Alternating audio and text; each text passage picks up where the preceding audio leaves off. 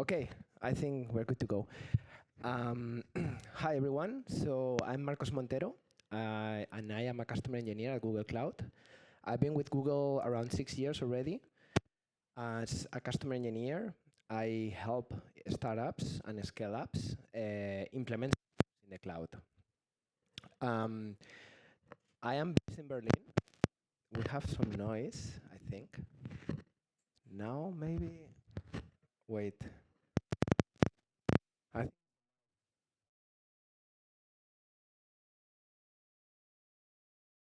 So yes, now it seems like it's working better. So yeah, I just wanted to say that I am based here in Berlin, and but I'm also Spanish, and I think Embat is also. So many Spaniards here. So hi, hola.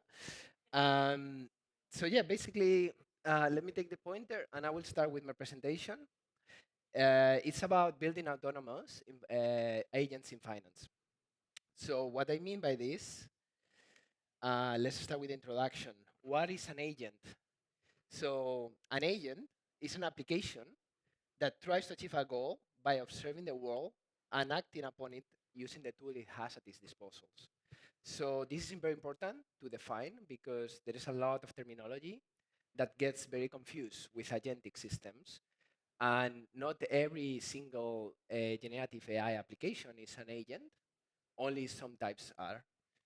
So where are we today? How do we got here? Basically, we started with a couple of years ago with LLMs, the advent of LLMs, things like ChatGPT, now Gemini, that they basically are large language models that they were allowed by something that was published by Google. It was a paper called the Transformer model.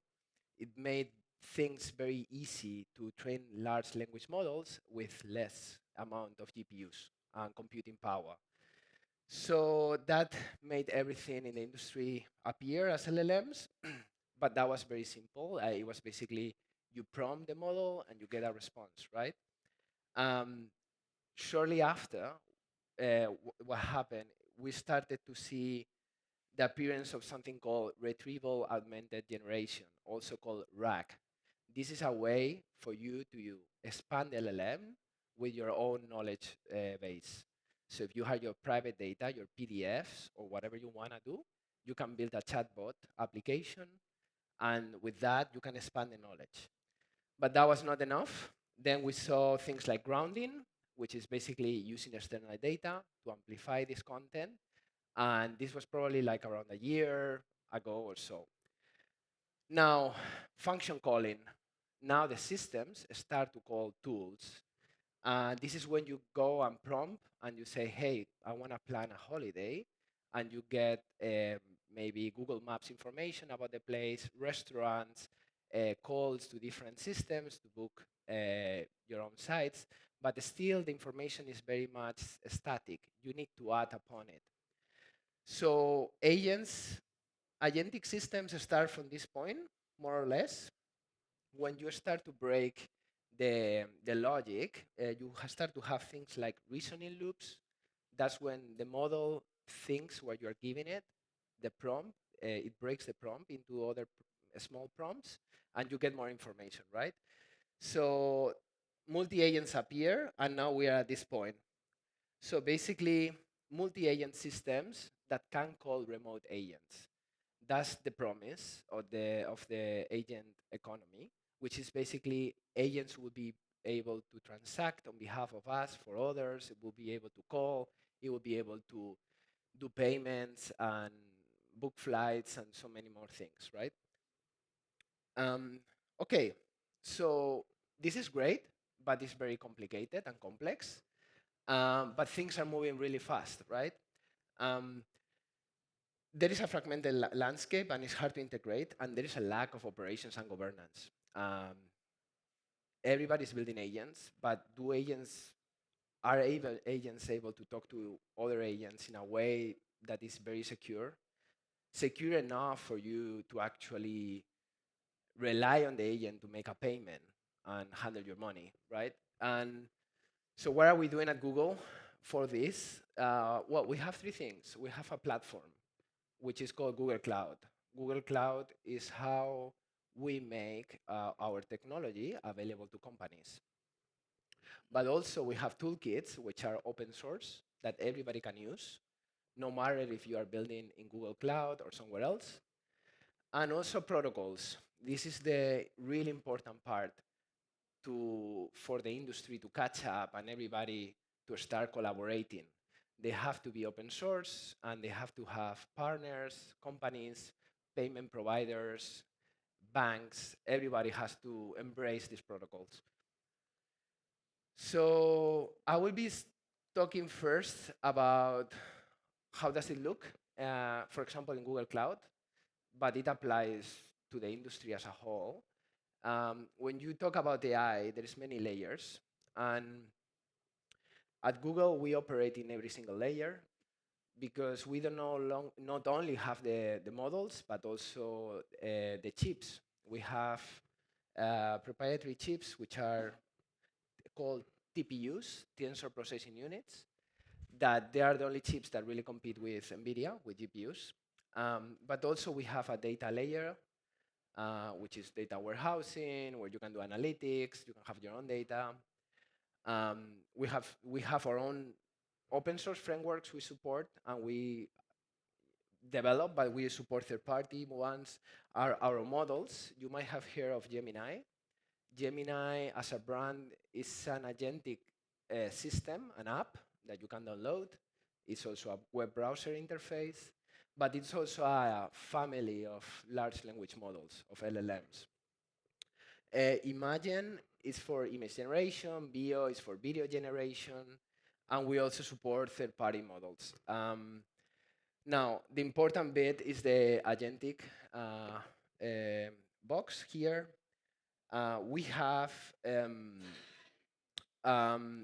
things like Agent Engine, where you can implement an agent and run it, but things like ADK allows anyone to build agentic systems.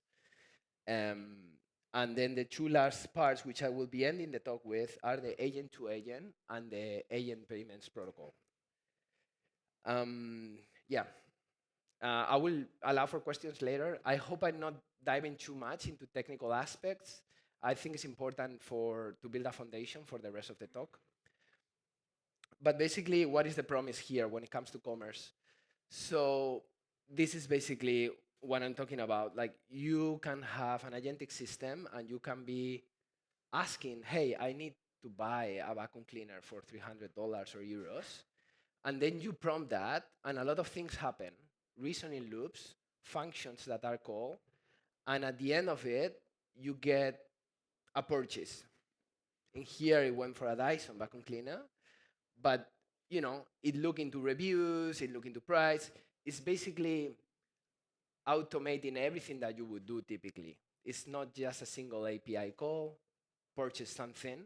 It's just basically using the content that the model knows, using grounding on external data sources, using function calling, getting all this and reasoning loops, and at the end of it, with a single prompt, you should get something that you really want. And this is powerful because if the agentic system knows things about you, the context you're given when you use the application, it should be able to give you a personalized purchase. And yeah, this is how it will look. And this is nice, I guess. It helps you, it helps everybody, it saves a lot of time, but it doesn't stop here. This allows for a really, how to say, complex logic, which in the user doesn't have to be present. You can delegate this to an agent in way that you would say, hey, I want to buy concert tickets, but they are not available yet. Can you please buy them for me? So you don't have to go into, I don't know, whatever ticket website if you had this experience. And there's the queue systems are always very bad. You have to be clicking and the browser session crashes. So you can have that with an agentic system. But also, you can buy something when it's cheaper than the price is currently on. and you can have your grocery shopping, you can have, I don't know, very complex scenarios, right? So this is the promise. And to enable that, we are developing two protocols. One is called agent-to-agent protocol. This is not just for commerce, it's for any kind of inter-agent communication. So right now it's like a jungle. People build agents and there is no standardization. It's not like web-based APIs where you have 20 years of maturity and people use things like Swagger or JSON implementations and define the API contracts. LLM agents can, you know, can spit out anything. So in order for agents to talk to each other, agents, we're implementing this. It's an open source project. It's called Agent to Agent, and the promise will be that client agents will be able to understand any type of agent on the internet. This is like around 6 months long. And this is the latest thing we are doing, which is called the Agent Payments Protocol. And basically, it is an extension to A2A for the payment industry. And this is something that didn't come with the original version of the protocol of A2A, and is absolutely necessary. And I will explain why. But just, I'm not going into the protocol itself, but you can see how it works. You would be able to build an agent with this protocol. Well, you are able to do it right now. That sits between the merchant and the payment ecosystem. So we have a lot of partnerships already in place with payment providers, but also e-commerce providers, and in the way that the agent will be able to transact for you. And the core principles of this is basically it is as entirely open. It retains privacy, and this is the most important thing: the verifiable intent. We all know that LLMs are prone to hallucinations. So AP2 has a deterministic way of using a cryptographic method for you to say, okay, I approve this payment. And this is non-LLM, so it's something that should work. It should be deterministic, because LLMs, by definitions, they are not deterministic. You put a prompt twice, and you might get two responses, right? And sometimes you don't even get the right response because the model can hallucinate. So by having built this within AP2, we are able to ensure that the payment will work. And the payment is something the user gave. And is connected to your own wallet. So you're using PayPal, if you're using Apple Pay, whatever you're using, that's part of this and is fully deterministic. And there is a clear accountability, right? Because what happens if something goes wrong? If you purchase something, or the model, the agent purchase something, who is responsible if something goes wrong? Is it the model? Is it the agent? Is it the user? Right now, the payment industry relies on a framework of you as a user approve things with, I don't know, your credit card, you put the PIN, you do contactless. It's already built like this. But in the agent economy, there needs to be something redrawn to be able to determine what's the agent, how the agent acted, and there is clear accountability on this protocol. And yes, it's global and future proof. So yes, that's about it. Just want to have here two QR codes. If you would like to build something in Google Cloud, we have a program with credits. I think it's up to 200,000 US dollars. If you have a VC backing, like some sort of institutional backing in your startup. If you don't, we give also money, so you can use that. And it's true, we give like a couple of thousand. And then AP2, this is, if you are interested in this protocol, which is really new, there's a QR code so you can express interest. If you are working in a fintech or a payment startup, we can consider you to be part of the protocol as a partner. So yeah, that's it. Any questions? Yes. Sorry, what? Oof, so many. I don't know. I think ap2-protocol.org. There is a partners button, but I think it's all the usual uh, big ones, I guess. But then it's expanding to more. So I don't know the list from the top of my head. I can look it up. I don't mind. Yes, definitely. So I do that now. Anybody else interested? Yes. Okay. It's very new. So this was is this the first version of the protocol was launched last month. So it's very very very very very new. Yes. Yes, of course.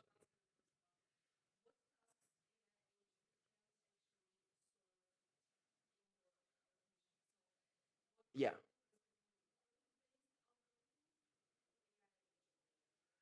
What task? So basically, today the current version of the protocol. I have a demo also in my laptop that I can show you. Anyone who wants after, but basically allows for any kind of payment that is intent based. So you are saying, I want to buy the example before, like a vacuum cleaner, and then you approve. Yes.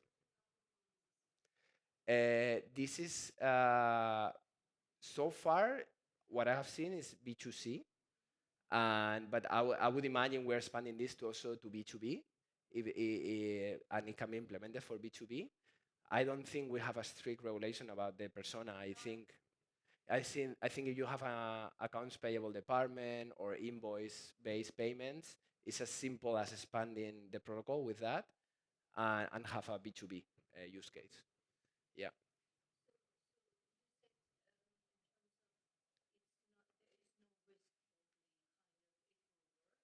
Hmm. Yeah, of course.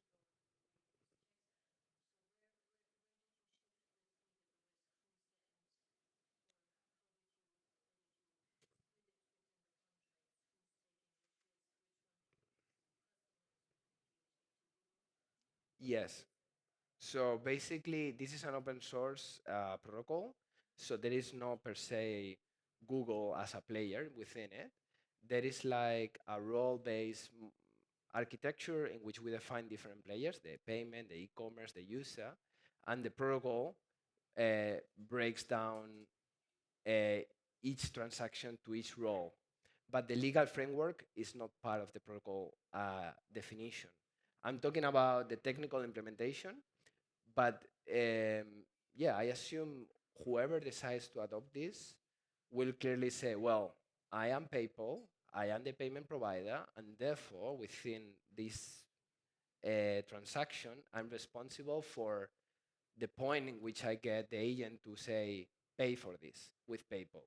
So at this point, so similar to how it works in the web, um, the same.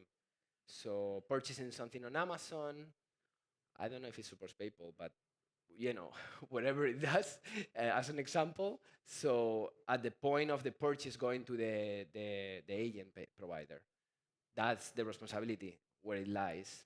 The protocol just clearly does this, breaks the separation. It tells the industry, don't build this how you think.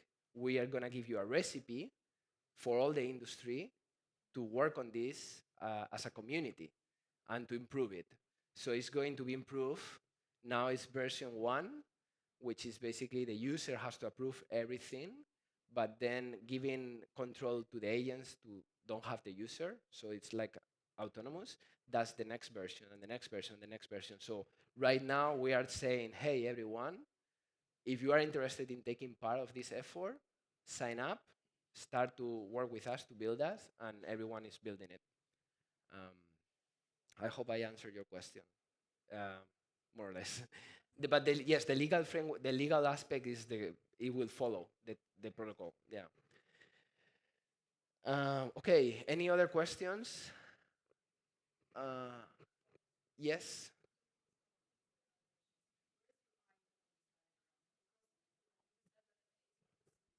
Yes.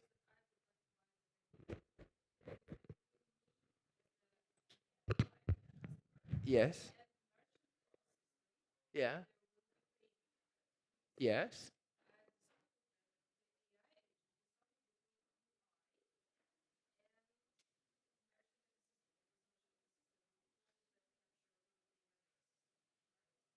There would be many agents here. Um, this is a way to represent it, but in reality, the payment provider should have an agent, the merchant should have an agent, and the user should be using an agent. So even though we say AI agent as an abstraction, really what we are saying is like we see at least three agents. So if you are using Gemini or ChatGPT, that's already an agent that runs in Google, like the model, and in your phone. But then the PayPal or Visa will have their own payment processing agent, and the merchant will have their own. And everyone has clear roles and defined. But there's many agents that need to understand each other.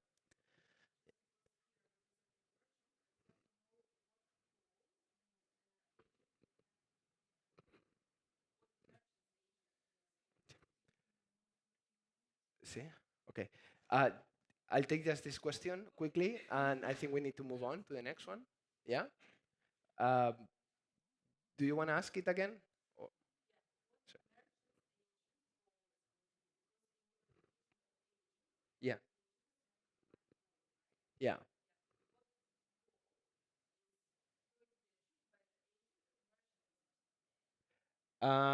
So that would be find me a vacuum cleaner around 300 to 400 that has good reviews, and then the e-commerce that stocks 50 different types will tell you this is the one you want. Yeah. So that's the role of the merchant. Okay. Thank you so much. And yeah, I'll be around.